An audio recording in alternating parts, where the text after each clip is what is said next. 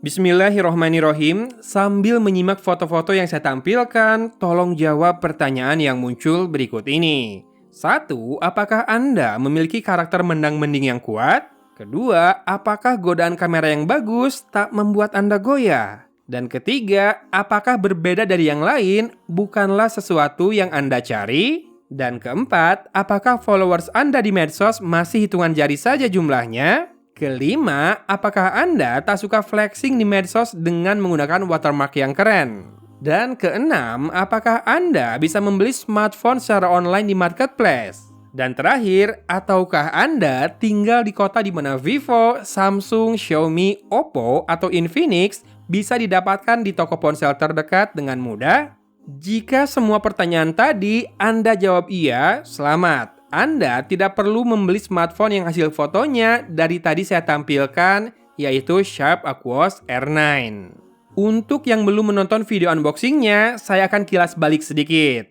Ini adalah smartphone Android resmi terbaru dari Sharp, brand yang mungkin sudah mengklaim satu spot di sudut rumah Anda, entah melalui AC, TV, kulkas, atau bahkan mesin cucinya. Brand asli Jepang ini membanderol harga 10 juta kembali 1.000 untuk smartphone yang membawa layar 6,5 inci, Full HD+, 240 Hz dengan panel IXO OLED. Layar ini punya always on display dan support Dolby Vision, namun masih menggunakan side fingerprint sensor, tidak di dalam layar. Kemudian ditenagai Qualcomm Snapdragon 7 Plus Gen 3 dengan RAM 12GB LPDDR5X dan storage 256GB UFS 4.0. FYI, skor tes storage-nya tembus 164 ribuan. Dan benchmark performa keseluruhannya dapat skor 1,2 hingga 1,3 jutaan, yang mana not bad. Dia juga punya dua kamera belakang plus kamera selfie yang semuanya dibekali sensor 50,3 megapiksel dan disupervisi oleh Leica dalam pengembangannya.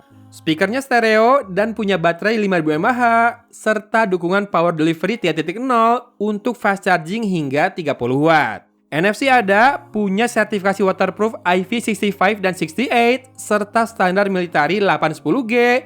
Dan dia punya satu slot nano SIM card plus satu slot khusus micro SD dan juga satu slot eSIM.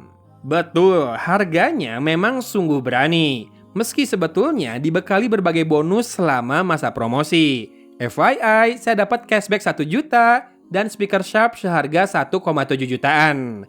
Itu belum termasuk diskon dari marketplace. Jadi, apakah 1.000 unit yang Sharp alokasikan untuk pasar Indonesia akan habis terjual? Biar waktu yang menjawab. Saya lebih tertarik berbagi info dan pengalaman selama 4 hari memakai smartphone ini. Poin pertama, ternyata belum ada update ya. Security patch-nya masih sama seperti di video unboxing, yaitu Juli 2024 dengan Android 14. OS-nya nyari stok dengan beberapa fitur yang Sharp benamkan, sebagian ada di brand lain ya sebetulnya, cuma pakai istilah lain dan sebagian lagi sangat berbeda. Mungkin kebutuhan pasar Jepang memang lain dari yang lain. Nah, untuk chargingnya ternyata bisa menembus lebih dari 30 watt ya saat saya pakai gun charger yang mendukung power delivery dan gun chargernya itu maksimal 100 watt punya saya. Karakter pengisian dayanya seperti Google Pixels di mana cepat di awal dan sangat lambat jelang penuh. Mungkin ini sebetulnya default di Android kali ya, karena kebanyakan smartphone yang Android stock seperti ini. Dan feels pemakaiannya mirip dengan smartphone Sony, mungkin memang Jepang ini punya standar sendiri.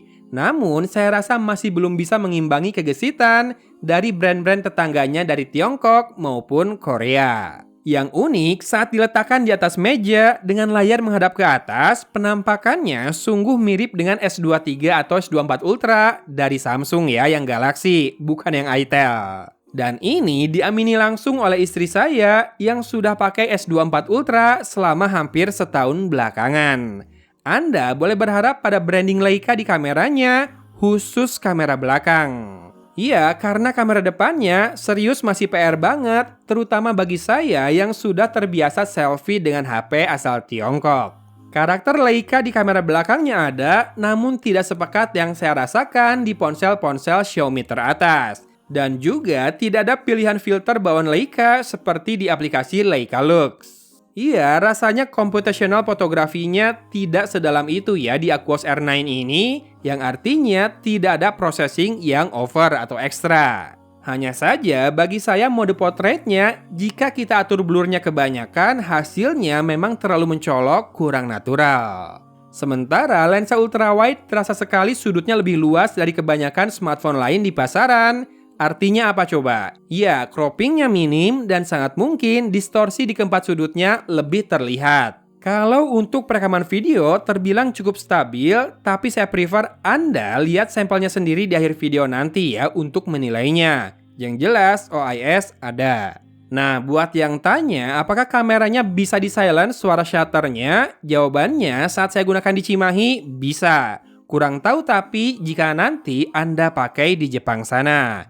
Untuk gaming, ini aman, Sharp sudah membenamkan vapor chamber di Aquos R9 ini. Jadi untuk main PUBG Mobile di smooth ekstrim seperti yang saya lakukan, nggak ada panas-panas tuh. Bahkan saya chicken dinner dengan 17 kills. Dan baterai juga awet meski manajemen RAM dan baterainya tidak seketat custom UI dari brand-brand Cina. Dengan Wi-Fi, saya bisa tembus 2 hari 2 malam dengan screen on time 5 jam dan 50 menitan. Dan tanpa Wi-Fi pun, saya masih bisa tembus 24 jam dengan screen on time yang lebih tinggi di atas 6 jam dan pola pemakaian yang similar malah lebih intens. Tentunya semuanya sudah melibatkan pemakaian real untuk sosmed, WhatsApp 2 nomor, kamera, streaming, dan juga gaming. Oh ya, paling auto brightness layarnya kerasa rada pelit ya buat saya. Maksudnya, kalau di set auto, seringkali saya merasa kecerahan layarnya itu kurang ya, apalagi kalau di indoor. Ini bahaya kalau lagi dipakai main game, karena detail-detail di dalam game jadi kurang kelihatan. Selain itu, rasanya belum ada masalah berarti yang saya temukan, di mana layarnya sedap dipandang, stereo speakernya juga lantang dan enjoyable. Paling tidak ada infrared blaster ya di smartphone asal Jepang ini. Nah, sekarang saya mau bahas sedikit soal respon pemirsa di video unboxingnya. Saya setuju dengan beberapa poin berikut ini. Yang pertama, kalau dibilang harganya terlalu tinggi, betul. 10 juta kalau mau cari smartphone yang lebih segalanya, saya yakin bisa tinggal sebut beberapa produk, kelar deh. Tapi memang rasanya wajar kalau Sharp di awal ngasih harga segitu dengan limpahan bonus. Masalah nanti harga menukik, kita tinggal sesuaikan dengan mekanisme pasar saja. Saya pun saat ini berani membelinya karena banyaknya bonus tadi. Dan karena penasaran plus buat konten tentunya. Kedua, kalau ada yang bilang tunggu harganya turun, ini juga saya setuju. Iya, kalau kamu udah nggak kebagian bonus-bonus masa promosinya, mending sekalian nanti pas harganya udah turun banyak. Misal nih, Aquos R8S yang dulu harganya sama pun, sekarang tinggal 6 juta aja. Tapi saya kurang setuju kalau dibilang cuma Snapdragon kepala 7. Masalahnya tidak ada yang salah dengan prosesor ini karena gegas, tidak temperamen alias cepat panas, dan juga tidak boros. Ini sudah 4 nanometer, sudah bisa handle RAM dan storage yang kenceng-kenceng pula, plus bisa di-combine dengan image sensor yang bagus-bagus, karena kan tidak semua orang perlu performa mentok untuk gaming atau rendering video di smartphone juga. Nah, satu yang sudah tidak jadi bahan rundungan pemirsa adalah soal desain.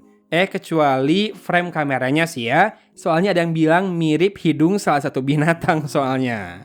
Iya, kalau menurut saya, Sharp Aquos R9 ini udah kece kok. Sudah nggak pakai notch, kemudian bezelnya juga sudah ekstra tipis, dan juga hampir simetris ya di tiap sisi, dengan build quality yang jempolan, dan finishing yang solid dan juga mewah.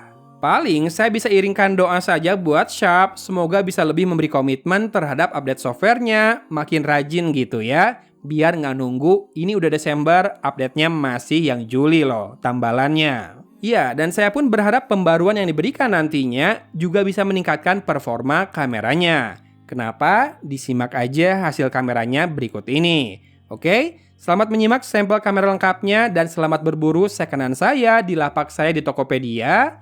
Dari kota Cimahi, Agon pamit undur diri. Wassalamualaikum warahmatullahi wabarakatuh.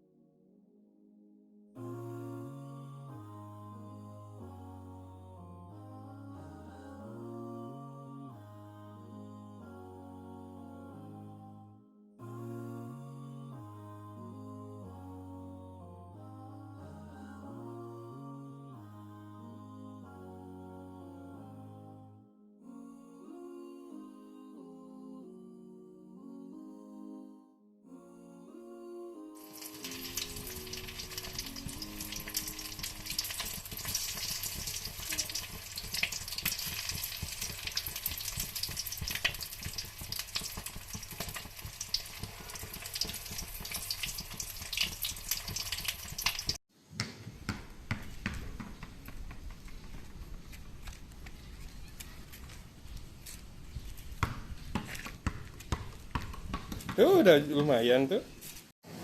Video 4K 30 fps, yes, ngadap backlight di luar lebih terang soalnya dibanding di dalam. Sambil di panning, iya, boleh. Di situ kita turun tangga sedikit dan naik. Ini ultra wide.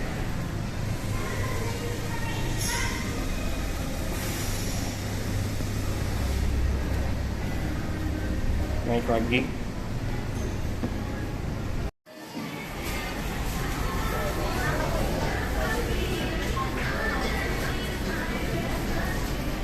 Masih 4K 30 fps.